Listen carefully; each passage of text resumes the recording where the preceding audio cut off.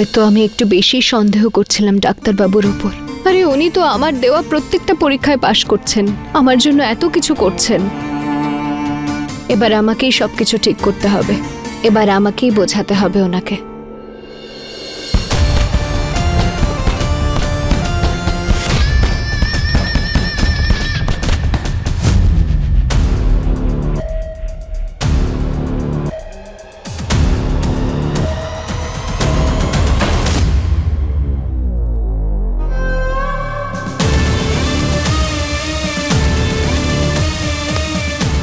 আয়ুষ্মান, আমি জানি বাবা তুই রেগে আছিস, কিন্তু ওর উপর রাগ দেখাস না।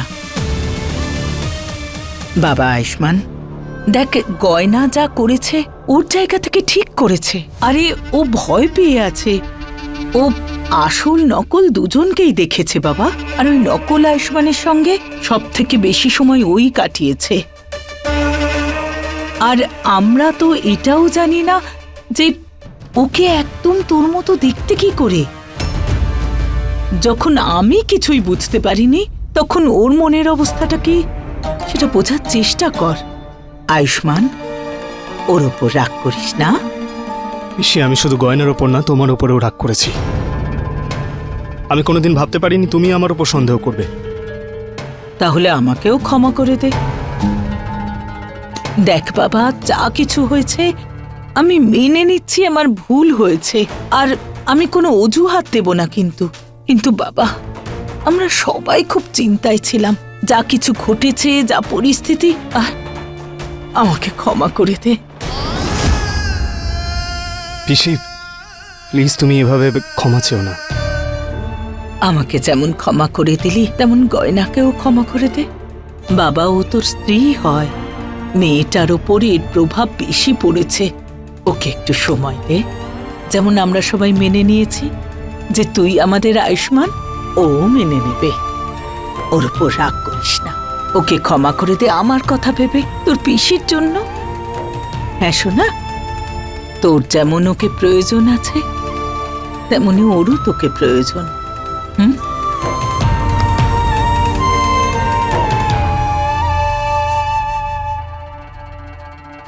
আয়ুষ্মান,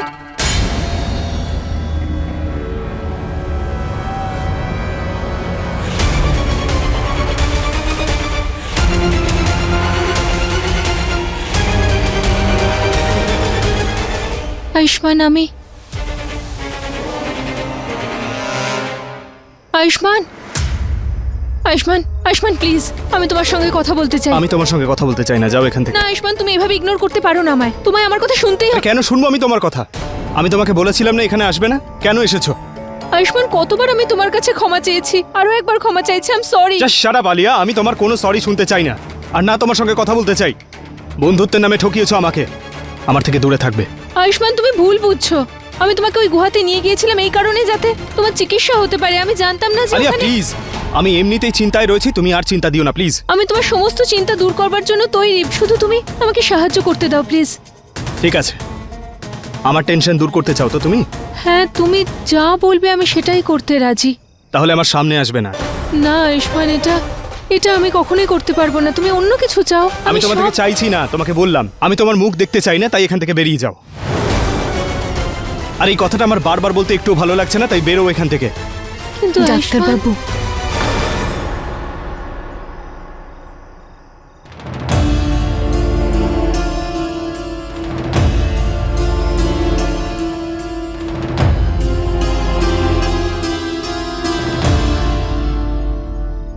কেন এসেছো তুমি এখানে? আবার অগ্নি পরীক্ষা নেবে নাকি আমার? না ডাক্তারবাবু, আমি আপনার কাছে ক্ষমা চাইতে এসেছি। আমি জানি যে আমি যা করেছি সেটা ভুল করেছি, তাই আমাকে শেষবারের মতো ক্ষমা করে দিন। আপনি যদি চান আমি উঠবোস করতেও রাজি।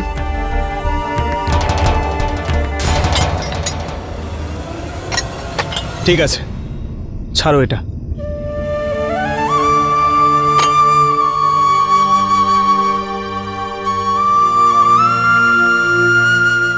তোমার ক্ষমা চাওয়ার কোনো প্রয়োজন নেই, যা হয়েছে সব ভুলে যাও। আমি এতবার ক্ষমা চাইছি ওর কাছ থেকে, কিন্তু একটুও পরোয়া করছে না ও। আর এই গয়না একবার ক্ষমা চাইলো আর সঙ্গে সঙ্গে ও বলে গেল। না, আমি ভুল করেছি। আমি না জেনে আপনাকে অনেক উল্টোপাল্টা কথা বলেছি। আমি জানি আপনার মনে কষ্ট দিয়েছি। আমি কত খারাপ ব্যবহার করছিলাম আপনার সঙ্গে। আমার এমন ব্যবহার করা উচিত হয়নি আপনার সঙ্গে। আমায় ক্ষমা করে দিন না ডাক্তারবাবু।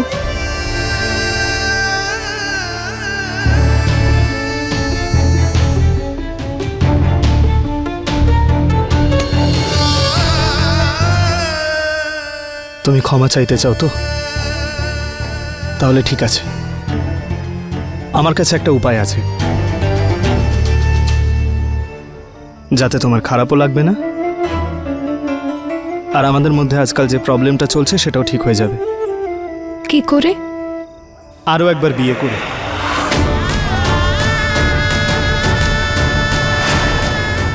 হ্যাঁ গয়না, আমাদের আবারও বিয়ে করা উচিত। এটা আপনি কি বলছেন? গয়না, আমাদের মধ্যে এই প্রবলেম, এই ঝগড়া, এই বিশ্বাসের অভাব, এই সব কিছু দূর করার জন্য আমাদের একবার বিয়ে করা উচিত। এতে আমরা সম্পর্কটা নতুন করে শুরুই করব না, বরং একে অপরকে আবার নিজের করে নিতে পারবো। দেখো, এই বিয়েটা জোর জবরদস্তি হবে না। না শক্তি সিং চালাকি করতে পারবে, না আলিয়া কোনো প্ল্যান করতে পারবে। কোনো প্রবলেম হবে না। সেই জন্য আমি চাই যে ঈশা আর ঈশানের বিয়ের দিনই আমরা দুজন আবারও বিয়ে করি আর নতুনভাবে একটা শুরু করি।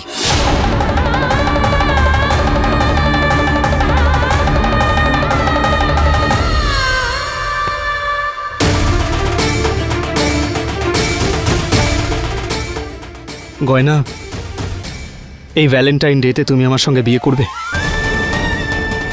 আবারও আমার জীবন সঙ্গিনী হবে?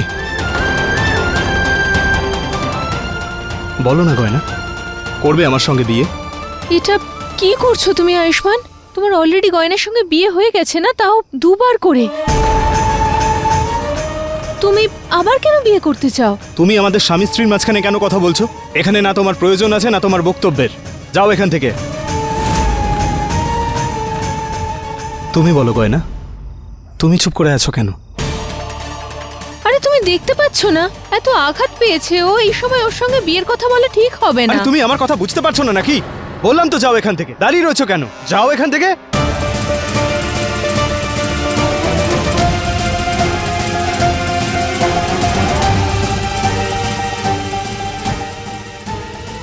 এই আয়ুষ্মান এরকম করছে কেন?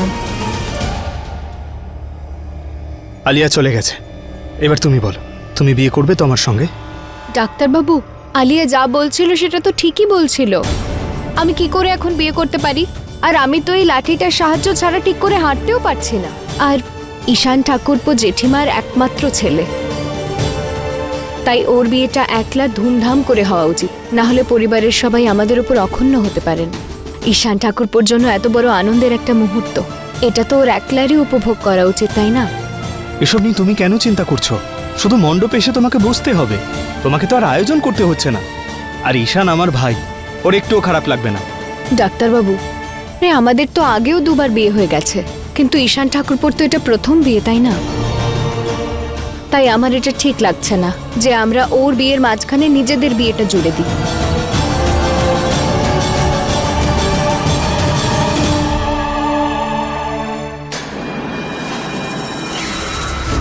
এদের দুজনের বিয়েটা যেন না হয়, কারণ আরেকবার ওদের বিয়েটা আমি সহ্য করতে পারবো না।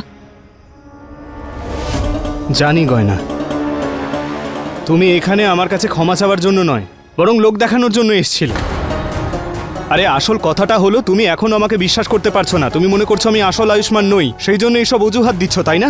সব বুঝতে পারছি আমি। না ডাক্তারবাবু, এমনটা নয়। আরে আমি মেনে নিচ্ছি যে আপনি আমার আসল ডাক্তারবাবু।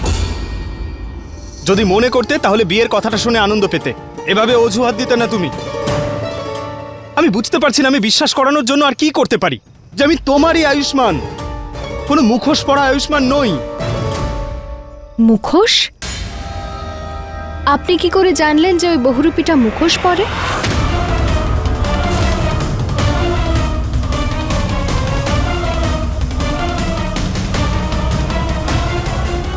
গয়না, আমি ডক্টর, তাই আমি জানি ওকে যদি আমার মতো দেখতে হয় তাহলে ও নিশ্চয়ই আমার মুখোশ পড়েছিল।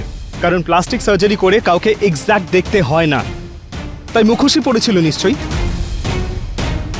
আর যদি তবুও তোমার সন্দেহ হয় তাহলে এসো, তুমি আমার মুখটা ছুঁয়ে দেখে নাও, ভালো করে পরীক্ষা করে দেখো যে আমি আয়ুষ্মান নাকি আয়ুষ্মান নই। না ডাক্তারবাবু, আমি আপনার কোনো পরীক্ষা করতে চাই না। আমার বিশ্বাস আছে যে আপনি আমার ডাক্তারবাবু। যদি বিশ্বাস করতে তাহলে বিয়ের জন্য না বলতে না, তুমি এক্ষুনি হ্যাঁ বলে দিতে। তোমার উত্তর শুনেই বুঝতে পেরেছি তুমি আমার বিষয় কি ভাবো। আসলে তুমি আমার সঙ্গে বিয়ে করতেই চাও না, আর অজুহাত দিচ্ছ যে ঈশানের বিয়ের সঙ্গে আমরা বিয়ে করতে পারবো না। গয়না, তুই এভাবে কি করে আয়ুষকে বিয়ে করার জন্য বারণ করতে পারিস?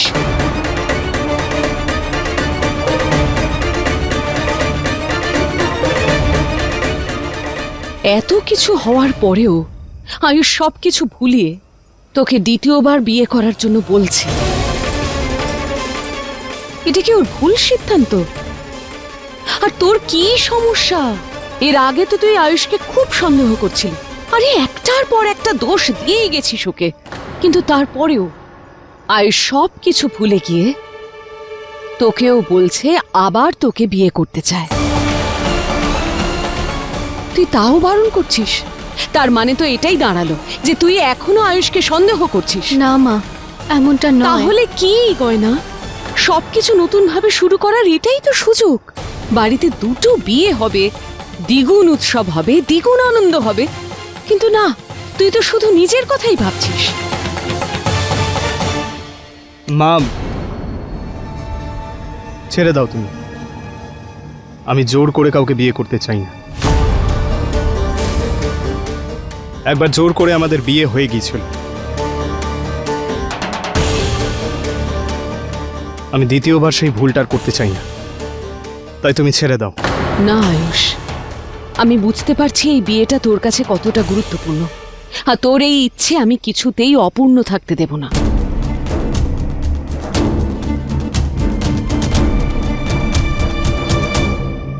গয়না, এর আগেও তোর জন্য অনেক সমস্যা হয়েছে, আমি সব সময় তোর সঙ্গে থেকেছি, কিন্তু এইবার প্রশ্নটা আমার ছেলের সুখের। তাতে যদি কেউ বাধা দেয় সেটা কিন্তু আমি সহ্য করতে পারবো না। যদি তুই চাস যে তুই আমার চোখে ছোট হয়ে যাস, তাহলে এই বিয়েতে তুই রাজি হোস না, আর যদি তা না চাস তাহলে চুপচাপ রাজি হয়ে যা। এবার সিদ্ধান্ত তোর। ঠিক আছে মা, আমি প্রস্তুত এই বিয়ের জন্য।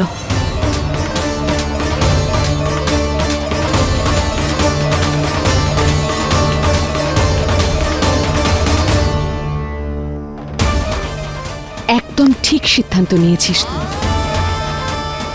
গয়না, গয়না, আমি খুব খুশি যে তুমি এই সিদ্ধান্ত নিয়েছো। তুমি দেখো, আমাদের এই নতুন শুরুটা আমাদের জন্য খুব ভালো হবে। তাহলে এটাই ঠিক থাকলো যে ঈশা আর ঈশানের বিয়ের দিন তোদের দুজনেরও বিয়ে হবে, আর এই কথাটা সকালে আমরা সবাইকে বলে দেব। আরে কাল সকালে কেন? এত সুন্দর একটা খবর আজকেই সবাইকে বলে দিই। আমি আয়ুষ্মানকে নিজের করতে চাইছিলাম, এই বিরাজ এসে সবকিছু উল্টোপাল্টা করে দিল।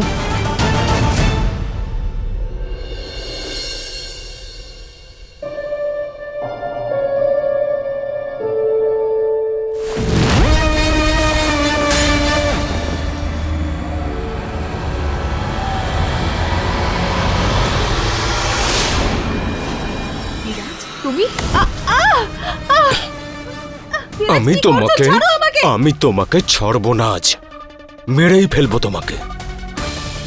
তুমি গয়নাকে বেনামি ফোন করে আয়ুষ্মানের ব্যাপারে বলেছ, তাই না? হ্যাঁ, কি বলেছিলে তুমি ওকে? যে আমি নাকি ওই আয়ুষ্মানকে লুকিয়ে রেখেছি। তোমার জন্যই ও এই বাড়িতে চলে এলো আর আমি ধরা পড়ে গেলাম। তোমার জন্য আমার সমস্ত প্ল্যান ফেল হয়ে গেল, আর তুমি এখানে রেস্ট নিচ্ছ, আনন্দ করছো, ফুর্তি করছো।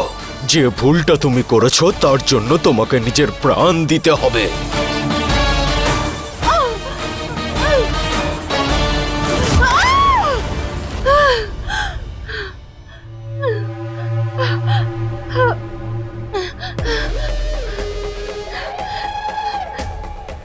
বিরাজ এই সব কিছু জেনে ফেলার আগে যে গয়নাকে আয়ুষ্মানের ব্যাপারে আমি সব বলেছি, ওকে আমায় বিয়ে করতে হবে আর এখান থেকে চলে যেতে হবে। ঈশা, কি হয়েছে? চিৎকার করছিলে কেন? তুমি ঠিক আছো তো? বলো। হ্যাঁ আমি ঠিক আছি। ওই ওই টিকটিকি দেখেছিলাম দেওয়ালে, ভয় পেয়ে গিয়েছিলাম, তাই তাই চিৎকার করে ফেলেছি। আচ্ছা ঈশা, আমাকে একটা কথা বলো। ওই দিন তুমি খুব ক্লান্ত ছিলে, বিশ্রাম করতে চাইছিলে, তাই জন্য কিছু জিজ্ঞেস করতে পারিনি। তুমি বলছিলে যে তুমি এই বাড়িটা ছেড়ে চলে যেতে চাও, তুমি এই ড্রামা আর করতে পারছো না। হচ্ছেটা কি? আমি আর ঘরে থাকবো না, সোজা এই বাড়ির বাইরে বেরিয়ে যাব। আমি এইসব নাটক আর করবো নেশা না। করেছো? আমি আমার প্ল্যানটা তো আর বলে দিতে পারি না, কথাটা ঘোরাতে হবে। ওই আমিও না, আরে ওসব কথা ভুলে যাও, মুডটা খারাপ ছিল তো, সেই জন্য রাগের মাথায় কি সব বলে ফেলেছি। ঈশা, তুমি এই সম্পর্কে খুশি তো? মানে বলছিলাম যে তুমি সত্যি আমাকে বিয়ে করতে চাও তো? আমার চোখ নাক কান সবকিছু হয়ে তোমাকে এখানেই থাকতে হবে। ঈশানকে বিয়ে করবে তুমি, আর আমার প্রতিশোধ নেবে তুমি।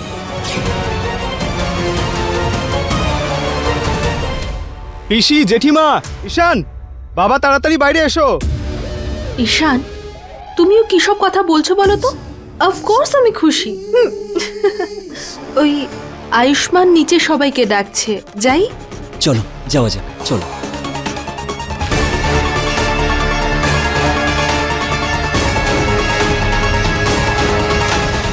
কি হলো আয়ুষ?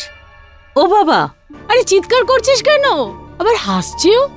কি হলো? এত জোরে জোরে সবাইকে ডাকছিস কেন? পিসি, আমি তোমাদের সবার সামনে একটা অ্যানাউন্সমেন্ট করতে চাই। আমি এটা ঠিক করেছি যে ভ্যালেন্টাইন্স ডেতে ঈশা আর ঈশানের বিয়েতে আমি আর গয়নাও বিয়ে করব।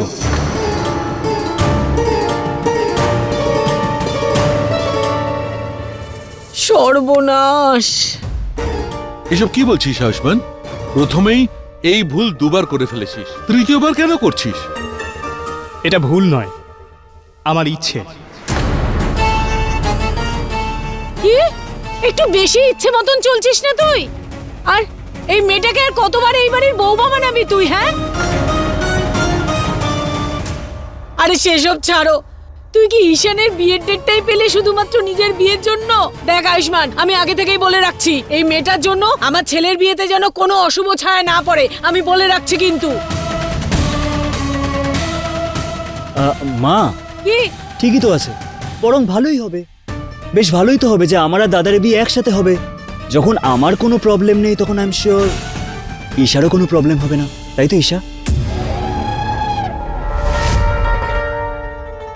দেখেছো, আমি বলেছিলাম না ঈশানের কোনো সমস্যা হবে না। আয়ুষ্মান, কি হয়েছে তোর? কিছুক্ষণ আগে পর্যন্ত তুই ওর সম্পর্কে কি বলছিলিস? আরে আমরা সবাই দেখেছি, ও তোর উপর দোষ দিচ্ছিল, আর এখন আবার বিয়ের কথা বলছিস? বাবা, এটা আমাদের স্বামী স্ত্রীর মধ্যের ব্যাপার, আমরা নিজেরাই ঠিক করে নেব। তোমার বা অন্য কারোর কথা বলার কোনো প্রয়োজন নেই। আর তোমার কি মনে হয়েছে আমার আর গয়নার মধ্যে যদি কোনো সমস্যা হয় তাহলে আমরা সম্পর্ক শেষ করে দেব? গয়নাকে তুমি পছন্দ করো না, এটা তোমার সমস্যা, কিন্তু আমি ওর সঙ্গ কোনোদিন ছাড়বো না। বাহ, আমি তো ভাবছিলাম তোর বুদ্ধি খুলেছে, তোর মাথা দেখছি গোবর পোড়া। আর কতবার অসম্মান করবি তোর আর তোর পরিবারের? তোমার যদি এত অসম্মানিত বোধ হয় তাহলে তুমি আমাদের বিয়েতে এসো না। এমনিতেও তুমি থাকো বা না থাকো তাতে আমার কিছু যায় আসে না। আয়ুষ্মান, চিৎকার করবে না, গলার আওয়াজ নামিয়ে কথা বলো, কারণ তুমি চিৎকার করলেও আমার সিদ্ধান্তে কোনো পরিবর্তন আসবে না। সিদ্ধান্ত তোকে বদলাতেই হবে। আমি এই বিয়েটা হতে দেব না। আমি কিছুতেই বুঝতে পারছি না কেন তুই এই গাইয়ার হয়ে সালিশি তুমি করছিস। গয়নার বিষয়ে একদম বাজে কথা বলবে না। তুই আমার মুখের উপর কথা বলিস না। রাখো। শান্ত হন আপনারা দুজনে। যদি বাবা চান যে আমরা এই বিয়েটা করব না, তাহলে করব না এই বিয়েটা আমরা।